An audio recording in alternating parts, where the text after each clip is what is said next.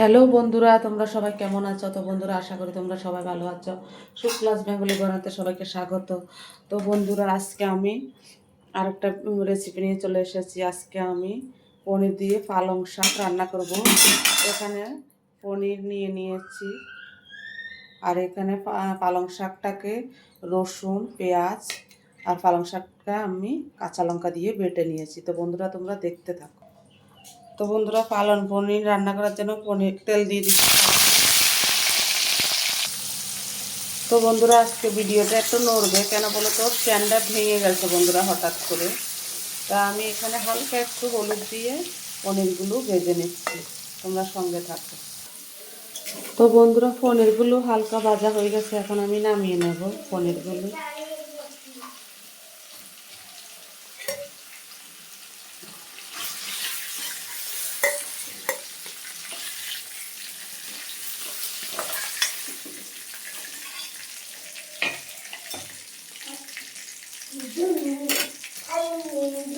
তো বন্ধুরা, শুকনো লঙ্কা ফোড়ন আর পাঁচফোড়ন দিয়ে দিয়েছি। এখন আমি পনির বাটাগুলো দিয়ে দিলাম।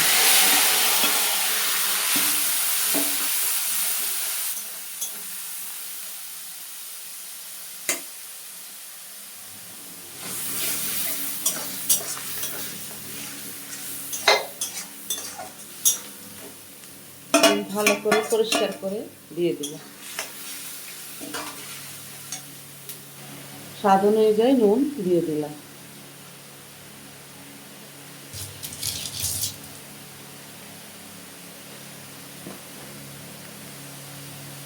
আর একটু হলুদের গুঁড়ো দিয়ে দিলাম।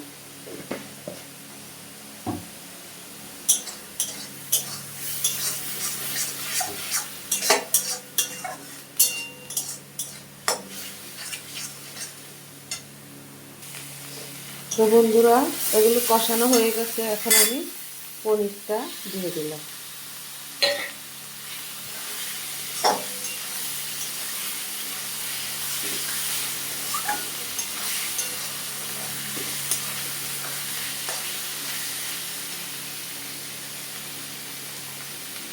আমি থালাটা দিয়ে হালকা একটু জল দিয়ে দিলাম।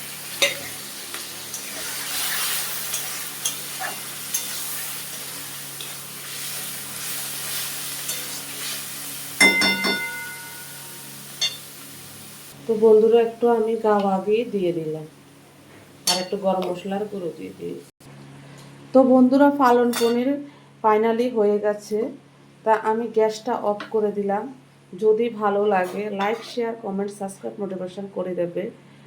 আর তোমরা এইভাবে বানিয়ে খেয়ে দিদিভাইকে কমেন্ট করে জানাবে যে কেমন খেয়েছো। তো সবাই সুস্থ থেকো, ভালো থেকো। দেখা হবে নেক্সট ভিডিওতে। টাটা।